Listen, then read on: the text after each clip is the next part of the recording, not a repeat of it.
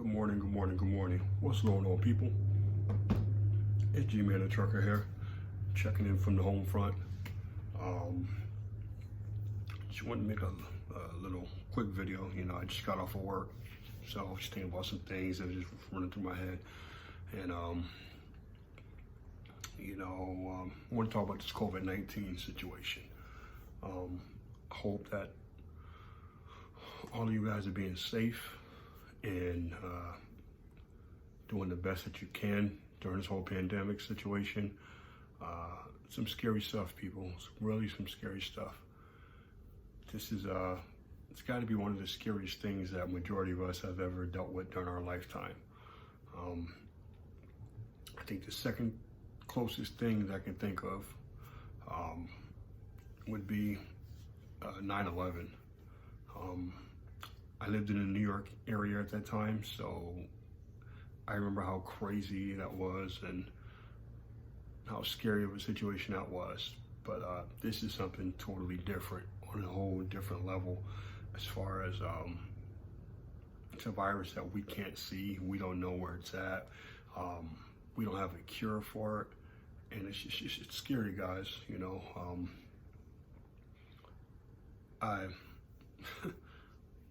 I'm so lost for words with this whole situation. I mean, I don't know what to say.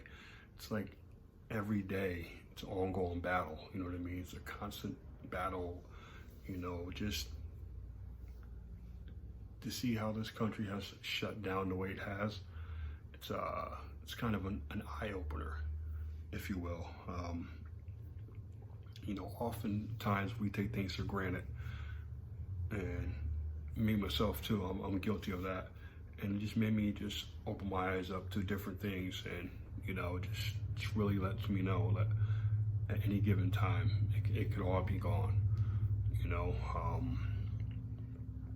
I think this thing as a nation has kind of brought people together in some form or fashion, where people are communities that are starting to come together and help one another, and you know, lean on one another and be a support system for one another. And we kind of all need that at a time like now. You know, I know as for me, it has affected me in more ways than one.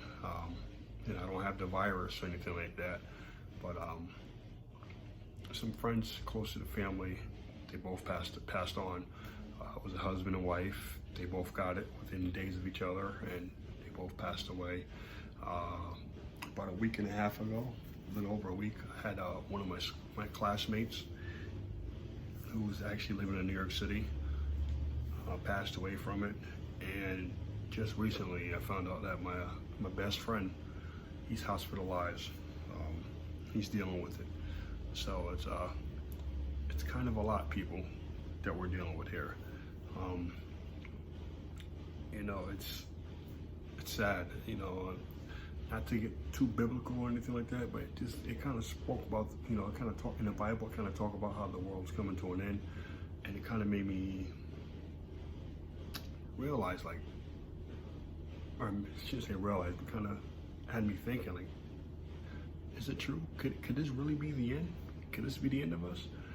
I mean, I hope not. I really do. I mean, everything has changed around us, just from the way we walk, the way we talk, the way we interact with people, you know, the whole social distancing. You know, it's a real scary situation, guys. It's a real scary situation. Unfortunately for myself, as well as millions of other people who are considered essential employees, excuse me, I always get that word wrong.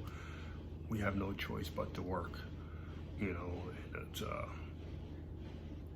It's scary because it just makes me think, like, you know, when I go to work sometimes, like, could this be it? Could this be the day?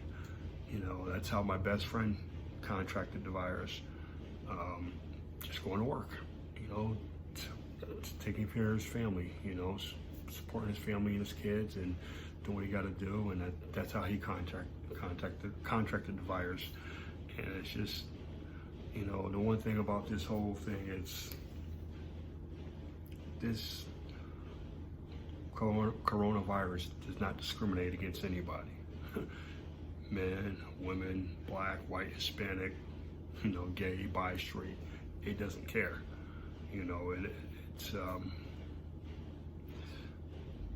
It's a real serious thing, and to make matters even worse, that we still don't have a cure for it yet, and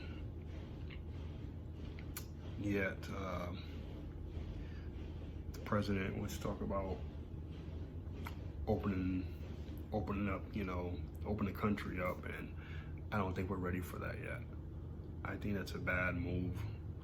I know I've been watching, it's on the news every day.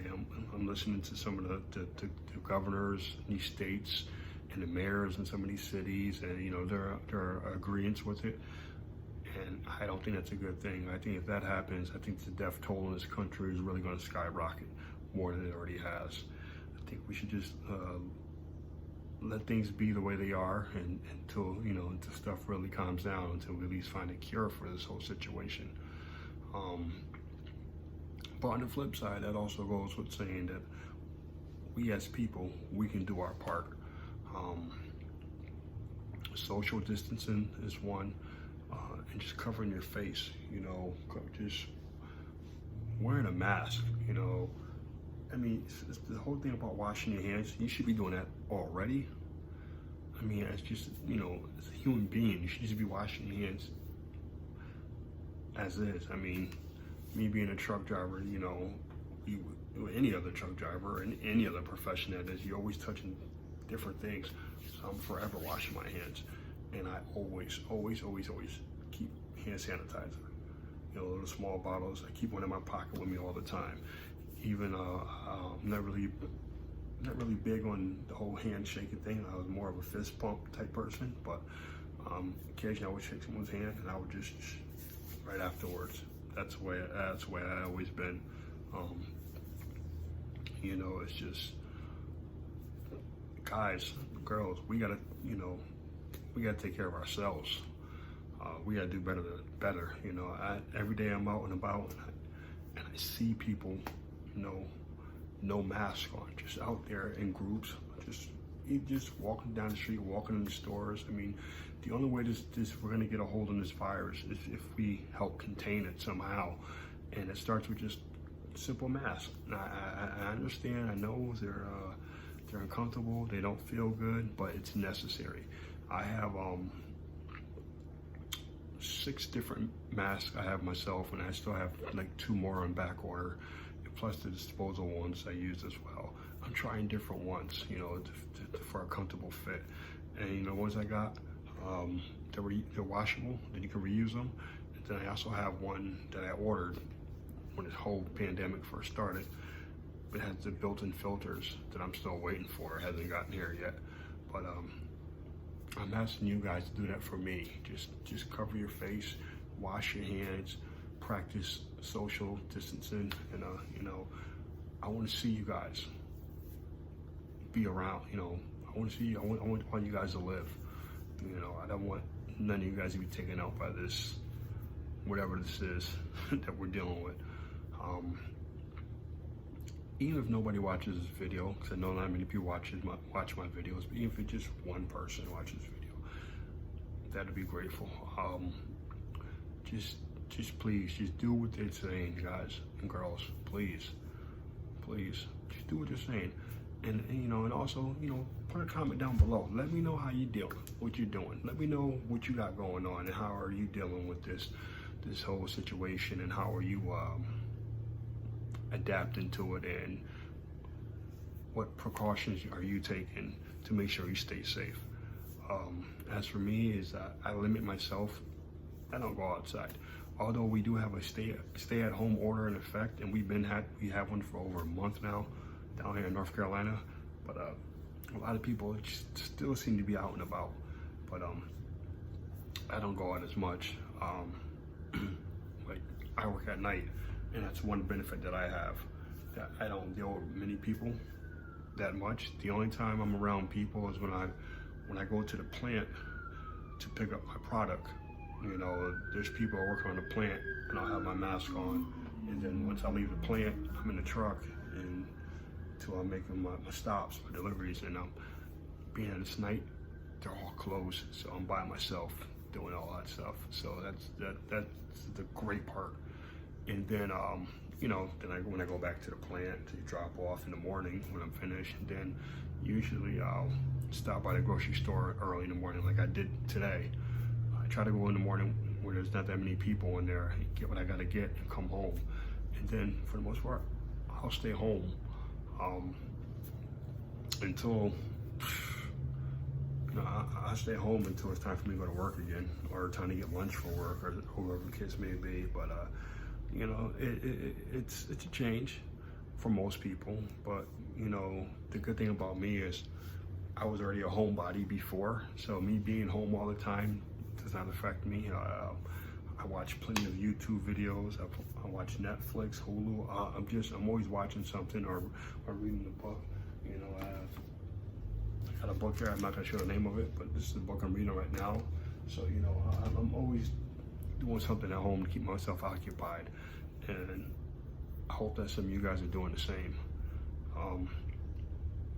With that being said, I don't want to ramble on too long, and this video is already long enough. I just want the main purpose of the video is to check in with everybody and see how you guys are doing during this whole COVID-19. Please, again, put it down below. Let's talk about it. Tell me some of the things that you're doing to protect yourself, or if you got any friends or family members that are going through this, you know, you can put it down there and I'll say a prayer for them. You know, I'm big on prayer, and I've been praying for all my friends, my family members, and my best friend who's going through it. And we'll just, you know, we'll make a thing out of it. We'll have a conversation about it. Sometimes, you know, just talking to somebody else, even though we don't know each other, sometimes just getting it out, it helps. You know, I'm here for that. You know, you can put it down and we can talk about it, and you know, see what we can do. Sometimes we need that, especially during this time. We need to come together and be, you know, be like brothers and sisters like we're supposed to be. You know, come together and just help one another and love one another and be there for one another. So until next time, guys, peace. God bless.